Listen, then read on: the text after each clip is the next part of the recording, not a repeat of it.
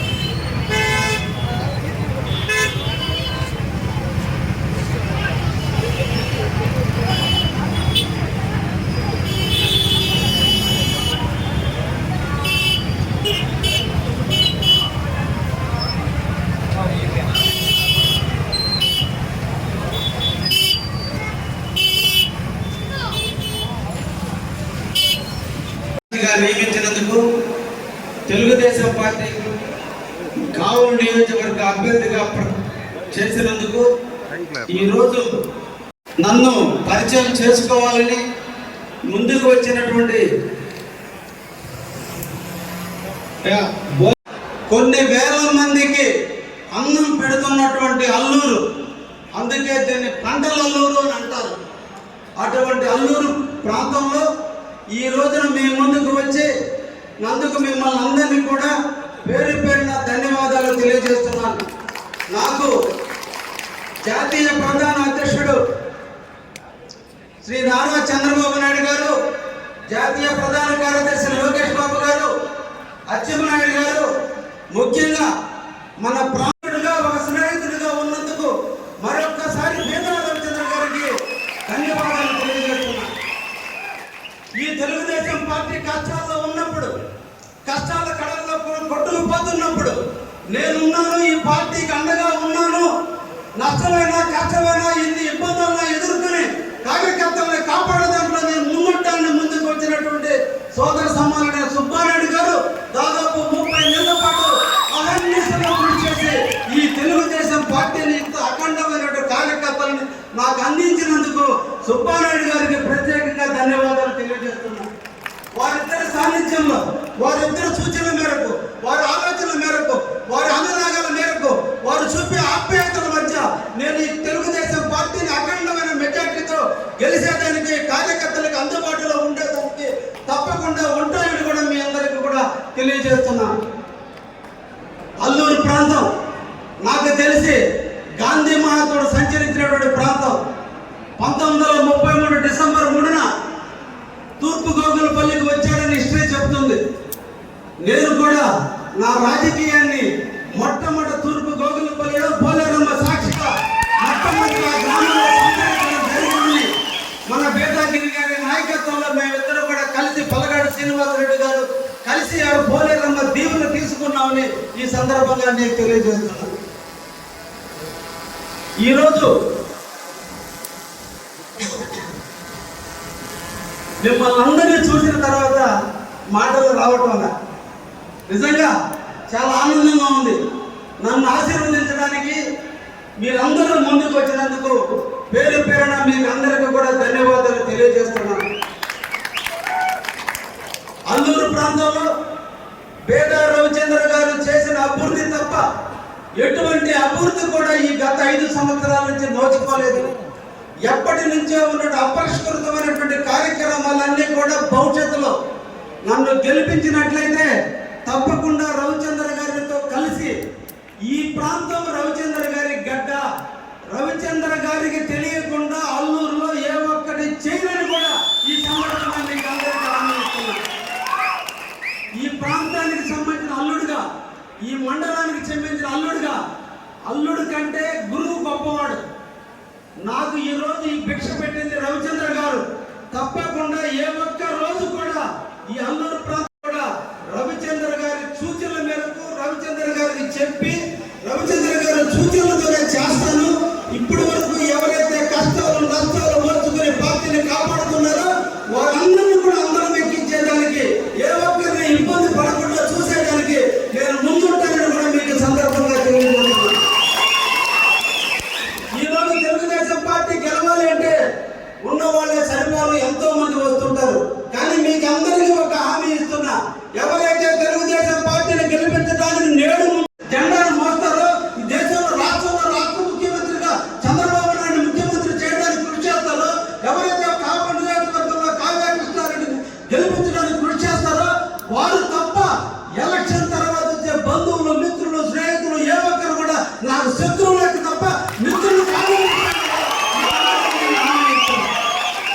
నా గెలుపుకు ఉపయోగపడిన వ్యక్తి, నా గెలుపుకు తోడ్పడిన వ్యక్తులు, నా గెలుపుకు సహాయం చేయని వ్యక్తులు అవసరం నాకు లేదనే విషయాన్ని కూడా మీకు అందరి కార్యకర్తలందరూ కూడా ఈ సందర్భంగా మీకు హామీ ఇస్తున్నాను. ప్రెస్టేజ్ కోసం, గ్రామ అభివృద్ధి కోసం, ఈ ప్రాంత అభివృద్ధి కోసం ఎంతో మంది కార్యకర్తలు 2014 నుంచి 2018 వరకు వేల కోట్ల రూపాయలు ఖర్చు పెట్టి ఈ ప్రాంతంలో అభివృద్ధి చేసి ఈ రాక్షస పాలనలో బిల్లులు లేక అప్పులు పోలే అనుమతిస్తున్నటువంటి ప్రతి కార్యకర్తకి బిల్లులు తెప్పించే దాంట్లో మొట్టమొదటి నేను రవిచంద్ర గారితో కలిసి బిల్లులు తెచ్చే కార్యక్రమానికి నాంది పలుకుతామని కూడా ఈ సందర్భంగా మీకు అందరికీ కూడా హామీ ఇస్తున్నా.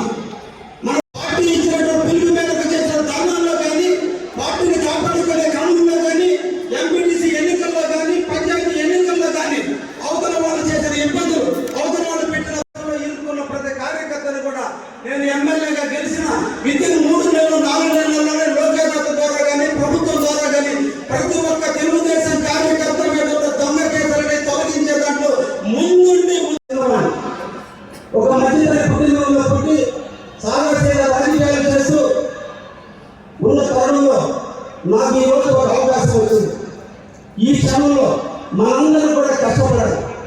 ఉన్న వాటి చాలు. ఒక రాక్షసుని నరకాలంటే కొన్ని వేల మంది దేవతల యొక్క శక్తి ఎలా అవసరమో మన తెలుగుదేశం కార్యకర్తల దేవతలందరూ కూడా కష్టపడాల్సినటువంటి అవసరం ఉంది. కాబట్టి మీ అందరికీ కూడా నేను చెబుతున్నా, 4 సంవత్సరాల 10 నెలలు ఒక్క నెల రోజుల పాటు మనం చీకట్లో మగ్గాల్సినటువంటి అవసరం ఉంది. ఎక్కడ శ్రద్ధ ఉంటుందో, ఎక్కడ శ్రమ ఉంటుందో, ఎక్కడ కష్టం ఉంటుందో ఆ కష్టం పక్కనే విజయం ఉంటుంది. ఒక్క నెల రోజులు నా కోసం మీరు కష్టపడండి, 60 నెలలు మిమ్మల్ని కాపాడుకుంటానని ఈ సందర్భంగా హామీ ఇస్తుంది. ఒక్క నెల రోజులు మీరు కష్టపడండి. ఈ నెల రోజుల్లో మన రైతు కుటుంబాలు, మన వ్యవసాయ పిల్లల్ని రెక్కల కింద ఎలా దాచిపెట్టుకుని భద్రపరుచుకుని కాపాడుకుంటుందో అదే విధంగా మిమ్మల్ని కూడా నేను కాపాడుకుంటాను. తప్పకుండా 24 గంటలు మీకు అందుబాటులో ఉంటాను.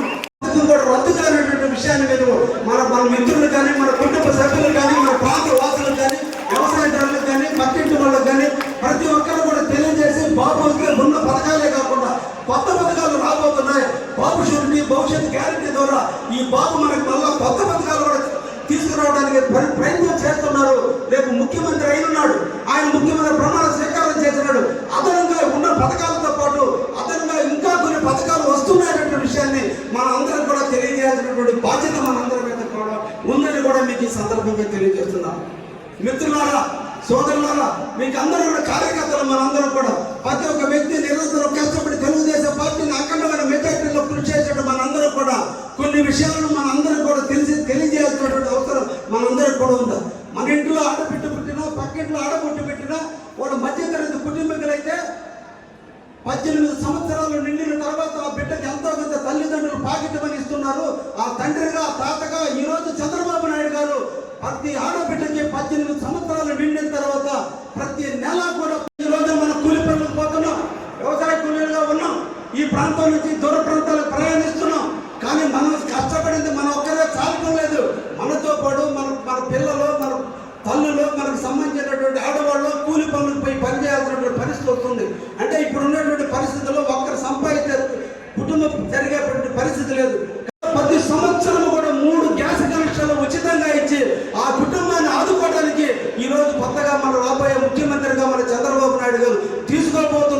విషయాన్ని కూడా మనందరం కూడా తెలియజేసి ఓటు అడగాల్సిందిగా మిమ్మల్ని అందరినీ కూడా కోరుకుంటున్నాం.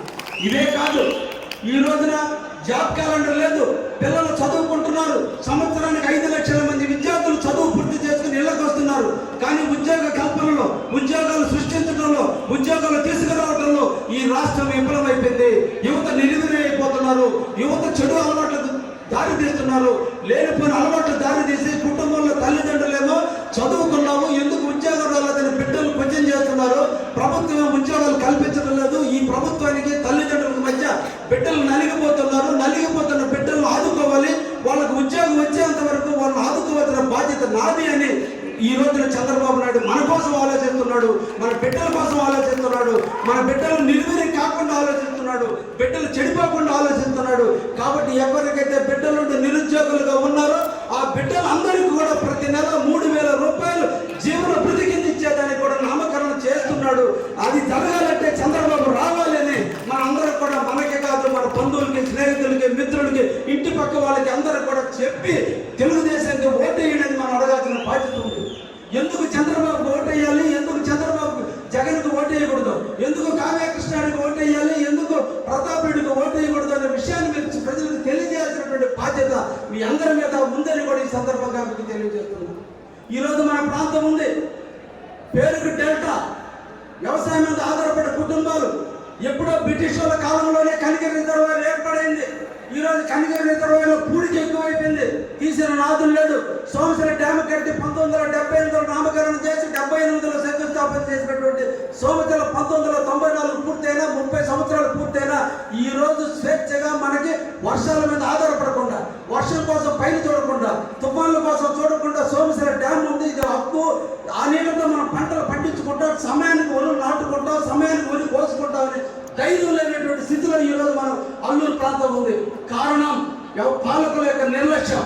మన ప్రాంతానికి సంబంధించిన కాలువలు తవ్వాల, మన ప్రాంతాలకు సంబంధించిన డ్రైనేజ్ వ్యవస్థ బాగలేదు. ఈరోజు చెరువులు నిండి కలుతులు పారితే కొన్ని వేల ఎకరాలు మునక తేలితే, సముద్రం ఎగదనితే వేల ప్రాంతాలు మునక తేలితే ఆ మునక నుంచి కాపాడేటటువంటి కాలంలో ఒక రవిచంద్రన్ గారి నాయకత్వంలో జరిగిన కాలంలో తప్ప ఈ 5 సంవత్సరాల నుంచి పూడికి తీసిన పాపన పోల. ఇవన్నింటినీ మనం ఆలోచించాలి. కులం కోసమో, మతం కోసమో, వర్గం కోసమో, బంధుత్వం కోసమో ఆలోచిస్తే మన ప్రాంతం నష్టపోతుంది. ఇక్కడున్న పాలనకి ఎక్కడ మట్టి దొరుకుతుంది చెప్పమంటే చెప్తారు తప్ప ఎక్కడ అభివృద్ధి ఉందంటే తెలియనటువంటి నాయకులు మనందరం కూడా గెలిపించుకున్నాం. కాబట్టి ఎక్కడ గ్రామం దొరుకుతుందంటే నాగతాములలో దొరుకుతుంది చెప్పగలరేమో, కానీ ఎక్కడ కాలం ఇబ్బంది ఉంది, ఎక్కడ కాలం తవ్వాలి అని అడిగితే ఈ పాలకులకు తెలియదు. దయించి మీరందరూ కూడా ఆలోచించి తెలుగుదేశం పార్టీని గెలిపించాల్సినటువంటి అవసరం ఉందని కూడా ఈ సందర్భంగా తెలియజేస్తున్నా. అందుకే చంద్రబాబు నాయుడు గారు ఎక్కడ రైతులు ఇబ్బంది పడుతున్నారు, ఆ రైతులు పంటలు అంటే రేట్లు పెరిగిపోయినాయి, ట్రాక్టర్ రేట్లు పెరిగిపోయినాయి, పిండి కట్టల రేట్లు పెరిగిపోయినాయి, పెస్టిసైడ్ రేట్లు పెరిగిపోయినాయి, దుక్కి దున్నితే ఖర్చు పెరిగిపోయింది, నారుమళ్ళు ఖర్చు రేట్లు పెరిగిపోయింది, నాట్లు ఖర్చు పెరిగిపోయింది, వరి కోత ఖర్చు పెరిగిపోయింది. తీరా పంట చేతికి వస్తే గిట్టుబాటు ధర లేక అదే సీఎంఆర్కి డబ్బులు, సీఎంఆర్కి ఒడ్డు తోలితే డబ్బులు వస్తాయో లేదు. మనకి ఇబ్బంది వస్తే పోయి చెప్పుకునేది ప్రభుత్వానికి. ప్రభుత్వం ఇబ్బంది పెడితే ఉన్నాడు కాదు. That is YSR government. ఈరోజు ప్రభుత్వమే ప్రజలను ఇబ్బంది పెట్టే పరిస్థితుల్లో ఉంది. కాబట్టి నష్టపోయిన రైతులను కాపాడాలంటే, జరిగిన నష్టాన్ని మనం పూడ్చాలంటే మన ఇంటి పెద్దగా, మన ఇంటి వ్యక్తిగా, ఈ రాష్ట్ర ముఖ్యమంత్రిగా చంద్రబాబు నాయుడు గెలిచిన రోజు ప్రతి కుటుంబానికి 20,000 రూపాయలు ఇచ్చే పథకాన్ని, వ్యవసాయదారుల కుటుంబాల్లో జీవితాన్ని నింపడానికి కోసం చేసే పథకాన్ని గురించి కూడా ఆయన చెబుతున్నాడు. మనందరం నమ్మాల్సిన అవసరం ఉంది. చూసాం ఒక ప్రభుత్వాన్ని, ఒక్క అవకాశం ఇవ్వమంటే ఒక్క అవకాశం 30 సంవత్సరాల మేర సంపాదించేశాడు. ఒక్క అవకాశం 30 సంవత్సరాల పాటు ఈ రాష్ట్రాన్ని అధోగతి పాలన చేశాడు. ఒక్క అవకాశం 30 సంవత్సరాలు ఉంటానన్న వ్యక్తి ఆయన ఉంటానని సంపాదించుకున్న డబ్బులతో ఉంటానన్నాడు, కానీ ఈ ప్రాంతాన్ని అభివృద్ధి చేస్తానని చెప్పాల. మనం మోసపోయాం, మనం నమ్మాం. కాబట్టి మీరందరూ కూడా అశ్రద్ధ చేయవద్దు, మనందరం కూడా అశ్రద్ధ చేయవద్దు, గెలిచిపోయిన గర్వపడద్దు. ఏమాత్రం అశ్రద్ధ చేసినా, ఏమాత్రం ఇబ్బంది పడ్డా మళ్ళా మనం కొన్ని సంవత్సరాలు ఒక్క తప్పు జీవిత మూల్యాన్ని అంతా చెల్లించుకోవాల్సి వస్తుంది. ఒక చిన్న తప్పు చేస్తే దాని పరిణామాలు మళ్ళా 5 సంవత్సరాలు మనం నష్టపడాల్సిన అవసరం ఉంది. కాబట్టి కార్యకర్తలందరూ కూడా మిమ్మల్ని అందరూ కూడా పేరు పేరున కోరుతున్నా, నాకు ఒక అవకాశం కల్పించండి. మీ ప్రాంత అల్లుడుగా, మీ ప్రాంత వాసిగా, మీ అందరికీ తెలిసిన వ్యక్తిగా, పేద బడుగు బలహీన వర్గాలకి తెలిసిన వ్యక్తిగా, ఈ పేద కుటుంబంలో పుట్టిన వ్యక్తిగా, నేను వ్యవసాయంలో చేయాల్సిన పనులన్నీ చేసిన వ్యక్తిగా, స్టార్ట్. అసలు ఇక నువ్వు మిగతా మీ వాళ్ళని ఎవరిని అడిగి తీసుకో ఫోటోలుగా. సరే సరే సరే వస్తాడేమో చేశారు రమ్మని. బెజవాడ కుటుంబం నుంచి బెజవాడ దశరథరామరెడ్డి గారు పోటీ చేసిన అల్లూరు మండలం జక్కా వెంకయ్య గారిని ఆదరించింది 85లో. 89